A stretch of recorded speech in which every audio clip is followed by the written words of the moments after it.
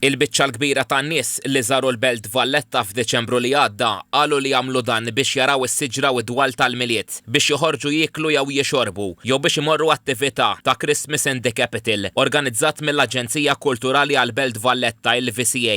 Dan joħroġ minn stħarriġ li sar mill-professur u statistiku Vincent Marmara. Is-sejbiet tiegħu tħabbru f'konferenza tal-aħbarijiet fil-Belt. Aktar minn 66% li qalu tagħhom iddikjaraw li marru sal-Belt f'Diċembru. Aktar minn nofs qalu li f'Diċembru żaru l-Belt darbtejn jew 3 darbiet. Aktar minn 77% qattaw il-Belt aktar minn 3 sigħat u aktar minn 65% qalu li l-atmosfera tal-miliet fil-Belt kienet importanti ħafna. L-istħarriġ tratta wkoll l-aspett kummerċjali tal-miliet fil-Belt. Ir-riżulta li l-programm ta' attivitajiet ta' Christmas in the Capital ta' spinta l-qudiem lil maġġoranza assoluta tan-negozji fil-Belt. Aktar minn nofs in-negozji fil-Belt qalu li f'Diċembru li għadda marru aħjar minn Diċembru tal-2024 għax kellhom aktar dħul u aktar klijenti. 55% semmew li kellhom aktar turisti u klijenti barranin. Ir-riżulta wkoll li l-fuq minn 40% tan-nies nefqu medja ta' 60 euro meta żaru l-Belt f'Diċembru.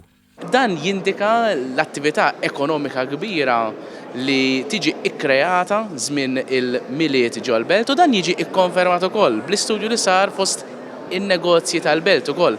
Iċ-ċermen tal-VCA Jason McAuliffe fisser dawn ir-riżultati bħala suċċess. Innota li grazzi għall-investiment kulturali in-nies qed jonfqu aktar u qed iżuru ħafna aktar il-kapitali ta' pajjiżna.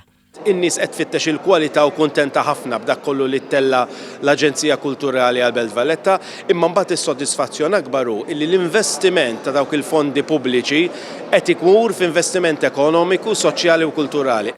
Intant il-VCA nadiet dak li sejħet bħala l-akbar programm kulturali tagħha għal din is-sena. Il-Ministru għall-Kultura Owen Bonnici istqar li l-Gvern sa jkompli jħabbrek biex il-Belt tibqa' ċentru kulturali ħaj u aċċessibbli għal kulħadd.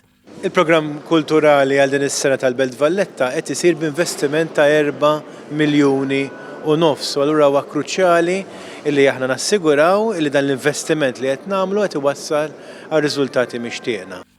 Jispikkaw il-Valletta Pageant of the Seas, attivitajiet speċjali matul il-ġimgħa mqazza, edizzjoni akbar tal-Valletta Green Festival u l-kunċert fil-beraħ fi Pjazza San George l-aqwa 20 tal-Maltin.